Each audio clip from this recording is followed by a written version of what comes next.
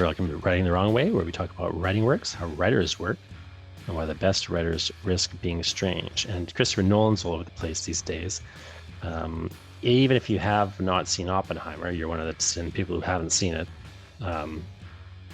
You will have known about Christopher Nolan. Christopher Nolan, in many ways, I might argue, is kind of the Hitchcock of our day. He's the guy who's really working firmly in genre films, genre storytelling, really tried and true genres in many respects. Hollywood cinematic genres like the bank heist, which I'm going to talk about in a minute here as I talk about Inception. At the same time, he's somebody who's taking, a lot of art film approaches and taking a lot of creative risks in terms of his storytelling.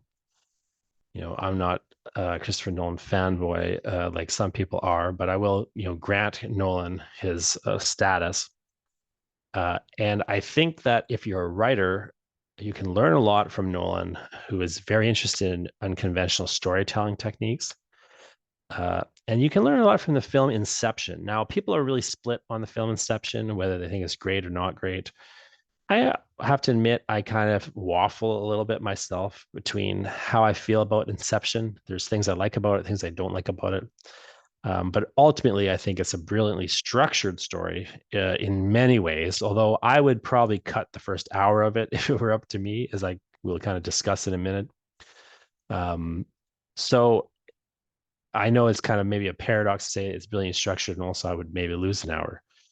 But I think you can maybe see what I mean by the time I'm done talking about it here. So I'm going to talk about Inception. If you haven't seen Inception, I'm going to lay the plot out for you. I'm going to kind of ruin Inception for you if you ever intend to see it and you haven't already. You may want to watch it and come back to this.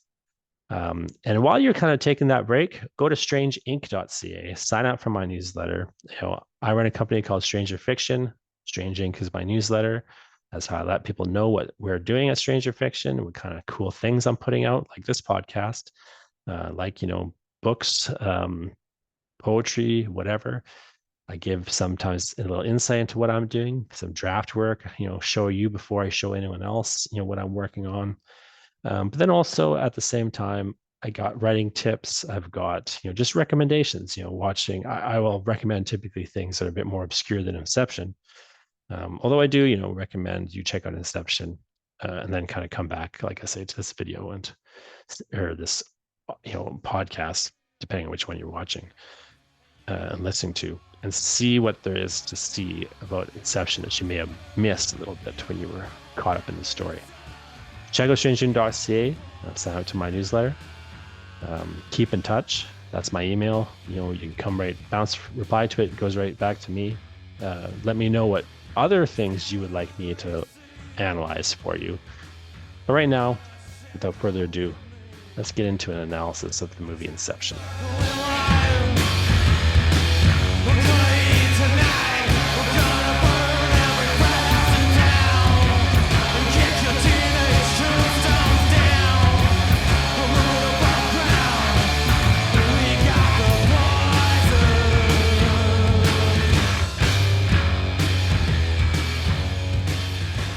Inception is a film that does something incredibly well, which is taking an internal conflict and externalizing it in a symbolic representation that other characters can now interact with. So Mal, the film is set up in such a way that the internal conflict that is hampering this film's progress, the plot's progress, I should say. The way that Cobb has this inner conflict that is keeping him from reaching his goals. He has this goal of Inception, pulling off this, last big heist. By the way, as a sort of aside here, this film's genre is really fascinating. We have, on one hand, a science fiction film. On the other hand, we have a kind of a philosophically heavy art film, although it doesn't, do too much with that. But it is a science fiction film on one hand. It is a bit of an art film on the other hand that has this sort of philosophical issue with dreams and reality and what, is the difference? Is there a meaningful difference? And so on and so forth. It's a film that, thematically speaking, heavily gets into ontology, the study of reality and what is real, what is the quality of reality, what can be said of reality that can't be said of other things, and so on and so forth. But I would say the overriding genre is a classic Hollywood genre, the heist film. But interestingly, it has the tropes of a heist film where he gets he's going to do one big job, one big last job, and then he's out forever, right? One big last job, but not so simple a job as it seems on the surface, and it starts to go awry really fast. And the great ironic twist here is that he, instead of stealing something, is trying to put something in. So instead of extraction, he's trying to do inception. So sort of like breaking into a bank vault and putting something in the safe instead, and getting away undetected. That's the sort of beauty of this film's structure in terms of its genre, and how Nolan has really wound a couple of really interesting genres together in a fairly seamless manner. Just coming back to Mal and the conflicts for a second, he's got this overriding heist film conflict. He needs to, do this, that, and the other thing in order to get to Inception. And we get laid out in the earlier part of the film all the things he has to accomplish. He has to go down, 3 levels, so on. So he has to, do this in the first level, do that in the second level, do this in the third level, and that'll, allow him to do Inception. And then, when he comes out, we'll see what happens then, right? There's a clear goal. There's a clear set of things he has to do to accomplish the goal that helps the film divide into sequences. The film really cleanly divides with these, or into acts, I should say. The film really clearly divides in these multiple acts where you have, the reality and the dream, and then another dream, and then another dream, and so on. We have this great cold open and limbo. We have all these great ways in which the film structurally divides itself, and we get signaled as an audience to how that division is going to work in the early part of the film. And that conflict, of course, the conflict that results, the reason why he can't, very easily do these things. We have the difficulty of Inception in the first place, right? What he's ultimately trying to accomplish is something that is others think is impossible. Cobb knows it's possible for reasons we only find out later, that he actually has done it before, and it didn't have. But, here's the internal conflict. He's done it before, but it didn't have the result that he thought. And now, when we get right down to it, what's interesting, I think, about Cobb and about the film and how the film works with Cobb and works with his inner conflict is, here's a person who, if you just focus on what we see from the start to the end of the film, it opens with them showing us him failing. Now, that is to increase the stakes of the film, right? Because he's failed, now this other company is after him. Plus, in addition to that, he has to take the job from Sato. Plus, it's a way to get into increase the pressure on him to come home, and so on, and how he's further and further from that than he's ever been before. And yet, here's, if he does this one last job, right, he can short circuit and be out. But it does show us him failing, and it shows him failing because of Mao. And then it shows a little bit more fully to us as the film progresses who Mal is and what she represents. And the genius of the film in many ways is that Cobb's, at his heart, has an inner conflict that is producing a situation. Well, his inner conflict is making it harder to accomplish his goal, which is what an inner conflict should do. Anytime you've got a story with a character has an inner conflict, typically they have an outer goal, and their inner conflict is preventing them from reaching that goal. And unless they resolve their inner conflict, there's no way for them to reach that external goal that might seem otherwise disconnected from it. Fundamentally, what we see here is that Cobb doesn't want to succeed. Cobb is burdened with guilt, and Maul represents that guilt, but Maul also represents a sort of a death wish that Cobb has. He's at this point where he has this guilt has been eating him up inside, and he really it has developed into a bit of a death wish. And fundamentally, what's getting in the way of the team succeeding is Cobb's secret subconscious desire to fail.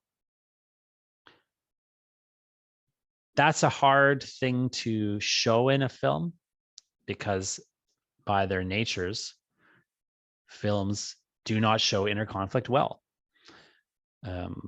Prose is best. A novel is the best storytelling medium for inner conflict. The theater is less good at it, but can do it fairly well still. Because in the theater, you have this opportunity where for non-realistic soliloquy that reveal the interior thoughts and feelings of the characters, almost, in a narration-like way. Film is the worst medium for showing inner conflict, but Inception has found a workaround because of the nature of dreams and the way that projections work in the dreams. Any internal feeling, this is something established very early in the film, is that internal feelings are getting externalized in the environment and in other individuals around them. So built into Inception and explained to us, the audience, very early on, is this idea that any inner conflict is going to be externalized, given a visual representation in the environment or in another person. And here we have a premise that is just brilliantly engineered to be cinematic. So all the weaknesses of cinematic storytelling, short-circuited. Nolan has just found a great, brilliant approach to complicate and deepen an action genre that is notoriously shallow, to the point where, one of the most famous examples of the heist film is the Ocean's 11, a film in which nothing goes wrong and there are no problems. That's the sort of, it's just simply a franchise that relies, at least in its first installment, and broadly speaking, the Ocean's 11 films are the stories of people who are great, who do great things without any hassle or problems getting in their way, more or less. And it's just all about flash and sizzle and no stake, as they put it. Heist films have notoriously been that kind of a film in Hollywood. They've been very successful in Hollywood. Absolutely, almost completely absent from other mediums, like the novel, or even like drama or musicals and so on.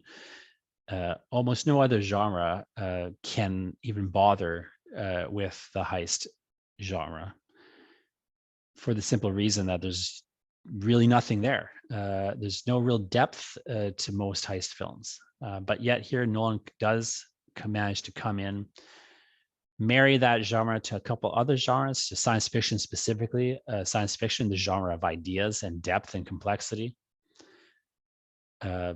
philosophical weightiness, makes that fusion work, particularly because of this way that he's working inside of dreams, and then with the projections, the environmental design, and so on and so forth. So all the weaknesses of the cinematic medium get short-circuited. What remains in terms of weaknesses are the inherent weaknesses of the heist genre, for the most part. We spend this Inception, for all its strengths, I think, is a film that has one fundamental weakness, in its running time. It runs about 2.5 hours, which isn't too abnormal these days for a film. Certainly a film with a lot of plot. But if you look closely, Inception isn't really a film with that much plot. Inception is a film with a lot of exposition, a lot of things that you need to know before we can start our plot. And if you look really closely at the running time of Inception, if you just press pause like I did last time I watched this film, press pause when they first go into Fisher's dream. So the story actually begins, right? This is a story of them going in and incepting an idea within Maurice Fisher, or rather Fisher's. Note that that's an hour into the film. So they spend 1 hour of a 2.5 hour movie, almost 50%, close to 50%, let's say 40% of the time, upfront time in this movie is just explaining to us what is going on and getting the team together. The bane of all heist movies, getting the team together. Even the Avengers, by the way, gets the team together. The Avengers sequels where we've already seen the team 100 times, we're only watching this movie because we know who the team is. They still will get the team together for 40 minutes. So, that's a weakness that this film has. It's a weakness that I don't know. There's many ways around that weakness. It's not that it's an inherent quality of the heist film that has to be dealt with. It could very quickly and simply be done. You could simply just have a team together. For example, he kind of half has a team together. He only needs to get a couple people, really. And yet, look how long it takes him. Part of the reason for that is that as this is happening, the film is also trying to explain to us its rules. And it's fairly dynamic for all that. I'll say that Nolan does a pretty good job of making it interesting in that first hour, that first, 40% of the film. But still, it's a real pacing problem, I would argue, in terms of just fundamentally how this story is put together. And consequently, the last kind of half of the film, I think, feels fairly rushed in places. Now, it is an action movie that's, very hyperkinetic. So it being rushed isn't a massive flaw because, the rush kind of gives us that bit of that sense of them being rushed. But, you could argue with the pacing in Inception quite clearly.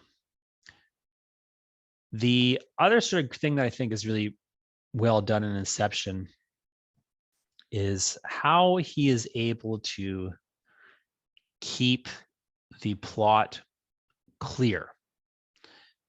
This is a film that is just complicated plot-wise. If you actually really think about it, we have Cobb, for example, just to pick one person.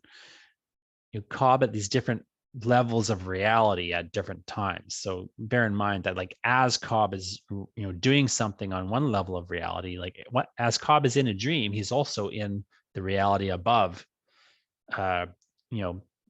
asleep in a moving van or what have you. And then he's also in a reality above, doing something else, sleeping on the private plane and so on and so forth. It has these sort of levels where Cobb is doing this, that, and the other thing, and the audience has to track all those levels. And the filmmakers have to remind you of what's happening on all those levels. And effectively what you're doing is you're showing, Leonardo DiCaprio at 5 different places at once. And to not make that incredibly confusing is a real feat. Because it's not just one character, right? All these characters in this core group are sort of in that situation. The film does a very good job of taking a very complicated plot and a very complicated set of ideas and breaking them down into simple visual ideas. The idea of a kick that is going to throw you up from one level to the other. The idea of the music or other element, the water, other things in the environment of the dream that are representative of something on the level higher of the up in the dream, or in another dream or in reality. The idea of the tokens, those iconic objects that are going to show you whether you're in a dream or reality. You get the question of whether that even makes sense. That a token could do that, by the way, which, I mean, arguably yes, because of the way that dreams are constructed, but at the same time, by the end of the film, we get this suggestion that it's possible Cobb has been in a dream all along. In fact, Inception itself is very much the kind of idea that might come about in a dream. This whole idea that we could go deeper into dreams and so on is one that we're asked to accept initially as the sci-fi state of the world. But there's not necessarily a good plot reason that we need to accept that. We could, of course, see that as just a dream device. We have a film with a very ambiguous ending here, which is not common in the action genre. It's certainly a common heist. It's very common in science fiction. Blade Runner has a number of sort of classic examples of like the reality status of what's going on. Total Recall is another film that has certain things in it we're maybe being asked to determine for ourselves the nature of that reality. But Inception is a bit more fully indebted to that idea that there's ambiguity here, and there's some possibility that what we're being told is real is maybe not real. And the characters get into that idea to a certain degree. I don't know, honestly, if that's a super interesting question. Does it matter that much whether or not Cobb is in another dream at the end or has escaped into a final reality? I'm not sure that it does matter, because as the film itself points out, there isn't a really fundamental difference between dreams and reality in many meaningful ways. But regardless of how you want to look at that ending and how you want to look at certain things in the film, what is clear is that Nolan has really found a great structure inside of which he can do a lot of things. He can externalize a lot of internal ideas. He can work with symbols that get at sort of this deeper notion in a very complicated but easy to understand way. And it's a film that I think is doing a lot of really clever and interesting tricks in terms of showing you how you can take a complicated idea and a complicated notion and really break it down to a simple symbol and some simple things that the audience can connect with and that the audience can understand.